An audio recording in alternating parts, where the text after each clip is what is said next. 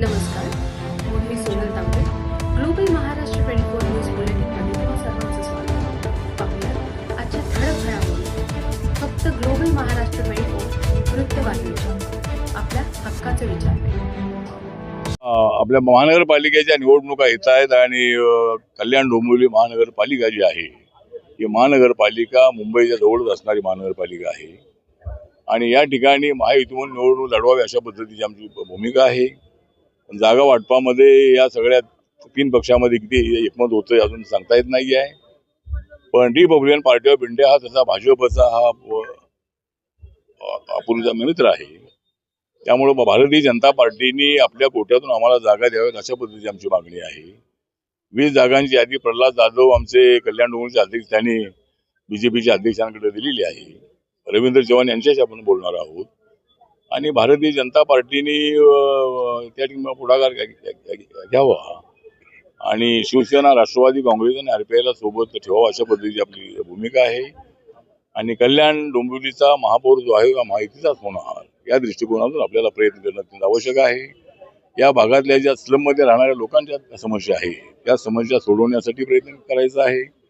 या ठिकाणी बेरोजगारांचे प्रश्न आहेत, हॉकरचे प्रश्न आहेत, या ठिकाणी इतर आपल्या महिलांचे प्रश्न आहेत, तरुणांचे प्रश्न आहेत. या सगळ्या प्रश्नांकडे लक्ष देणं अत्यंत आवश्यक आहे आणि त्यासाठी आज रिपब्लिकन पक्षाच्या कार्यकर्त्यांचा मी मेळावा या ठिकाणी ठेवलेला होता आणि आज या ठिकाणी मी सगळ्या कार्यकर्त्यांना आवाहन केलेलं आहे की आपण तयारीला लागायचं आहे. लवकरात लवकर निवडणुका जाहीर होण्याची शक्यता आहे. 31 जानेवारीच्या अगोदर निवडणुका घ्या असा आदेश सुप्रीम कोर्टाचा आहे. त्यामुळं आपण कामाला लागा असं आपण त्यांना आवाहन केलेलं आहे. कल्याणचा महापौर होणार, मात्र शिवसेना आणि भाजपचा अंतर्गत वाद हा कल्याण डोंबिवलीमध्ये दिवसेंदिवस वाढत चाललाय. तर आपली भूमिका नेमकी काय असणार? मला वाटतं की कल्याण डोंबिवलीमध्ये भाजप व शिवसेनेचा वाद वाढत चाललेला असला तर निवडणूक जवळ आल्यानंतर तो कमी होऊ शकेल. आणि जर कदाचित जर काय अशा पद्धतीची युती झाली नाही तरी सुद्धा निवडणुकीनंतर आम्ही सगळे एकत्र येणार आणि या ठिकाणचा महापौर जो आहे हा महापौर हा महायुतीचा होणार याबद्दल आम्हाला शंका अजिबात नाही. त्यामुळं पाहूया काय होतंय ते. पण वाद मात्र चालू आहे, गोष्ट खरी आहे, पण ते वाद मिटतील अशी मला अपेक्षा आहे. पण या दोघांचा वाद राहिला, एकला चलोचा नारा दिला, मग आपल्या पक्षाची काय भूमिका असेल? आपण पण माझा पक्षाचा बीजेपी सोबत राहणारच आहे, कारण माझा पक्ष जो आहे तो पूर्वीपासून बीजेपी सोबत आहे आणि माननीय एकनाथ शिंदे आणि अजितदादा पवार बीजेपी सोबत येण्याच्या अगोदरपासून रिपब्लिकन पक्ष त्यांच्या सोबत आहे.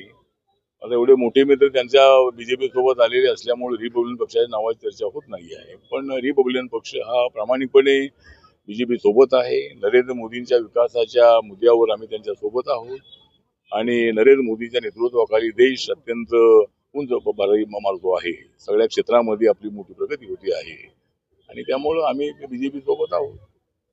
अधिवेशन सुरू करण्याच्या कार्यक्रमाला विरोध केलाय, निधी मिळत नाही म्हणून त्या ठिकाणी अधिवेशनच्या चाय पाण्याला. मला वाटतं की विरोधक जे आहेत ते विरोधक चाय पाण्याला जात नाही आहेत, कारण त्यांना महायुतीचा चहा आवडत नाही आहे. त्यामुळे अनेक वेळेला आता मी अनेक दिवसांपासून पाहतोय, आम्ही मंत्री असताना मात्र सगळे विरोधी पक्षाचे लोक त्या चहा पाण्याला असायचे, कारण हसत खेळत राजकारण असलं पाहिजे. सुरूढ अशा पद्धतीचं राजकारण असता का कामा नये. त्यामुळं ही परंपरा आहे, त्या परंपरेप्रमाणे चहा पाण्याला विरोधकांनी जायला पाहिजे, पण कुठलं ना कुठलं तरी कारण सांगून त्या चहा पाण्यावरती बहिष्कार टाकण्यात येतो. तर आता आज सुद्धा त्यांनी बहिष्कार टाकल्याची आपण मला माहिती दिलेलीच आहे. पण आता ठीक आहे, भूमिका कोणती घ्यायची त्या संबंधामध्ये सगळ्यांना अधिकार आहे. पण उद्यापासून सुरू होणाऱ्या अधिवेशनामध्ये महाराष्ट्राच्या, विदर्भाच्या अनेक प्रश्नांवरती चांगली चर्चा व्हावी आणि त्यामध्ये सर्वांनी भाग घ्यावा अशी माझी अपेक्षा आहे.